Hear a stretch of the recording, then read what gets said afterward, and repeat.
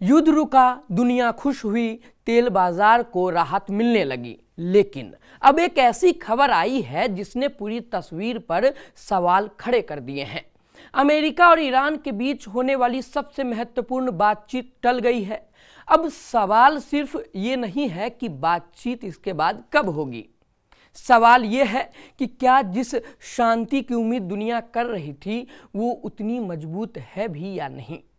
कुछ ही दिन पहले ऐसा लग रहा था कि मिडिल ईस्ट में महीनों से चल रहा संकट अब धीरे धीरे खत्म होने की तरफ बढ़ रहा है।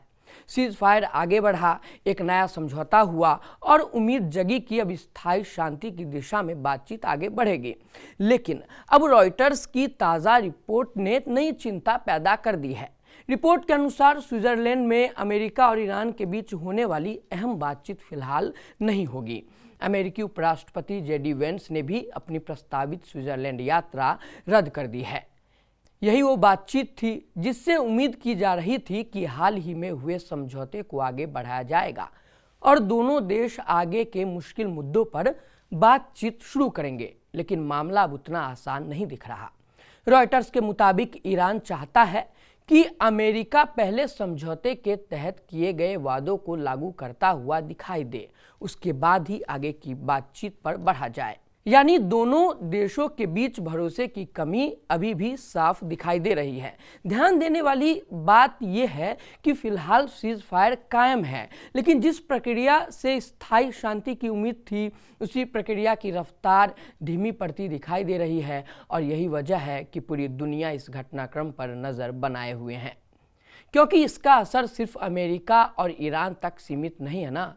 जब इस संघर्ष ने जोर पकड़ा था तब तेल की कीमतों में उछाल आया था, वैश्विक बाजारों में घबराहट बढ़ी थी और महंगाई को लेकर नई चिंताएं पैदा हुई थी। हालांकि अभी तेल बाजार को कुछ राहत मिली है, क्योंकि हॉर्मुज़ से तेल की आवाजाही फिर शुरू होने की उम्मीद बढ़ी है। लेकिन अगर शांति प्रक्रिया आगे नहीं बढ़ती तो निवेशकों और बाजारों की बेचैनी फिर बढ़ सकती है।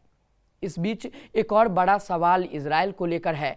इजराइल अभी भी लेबनान में हिजबुल्लाह के खिलाफ अपनी सैन्य कार्रवाई जारी रखे हुए है। यानी एक तरफ शांति की कोशिशें चल रही है, दूसरी तरफ जमीन पर तनाव पूरी तरह खत्म नहीं हुआ है। और यही वजह है कि अब सबसे बड़ा सवाल ये बन गया है, क्या ये सिर्फ बातचीत में थोड़ी देरी है या फिर शांति की राह में कोई बड़ा रोड़ा आ गया है।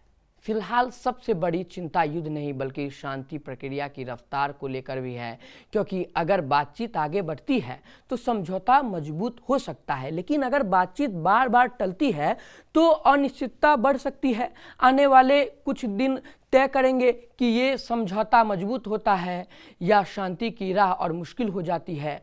आप क्या सोचते हैं? अपनी राय कमेंट बॉक्स में ज़रूर बताएं। धन्यवाद।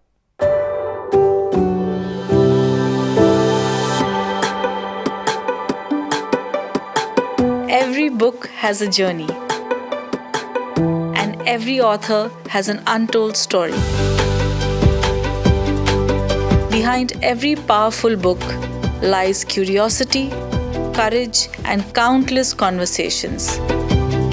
Discover them all on Books and Banter, a Dialogus Digital original series.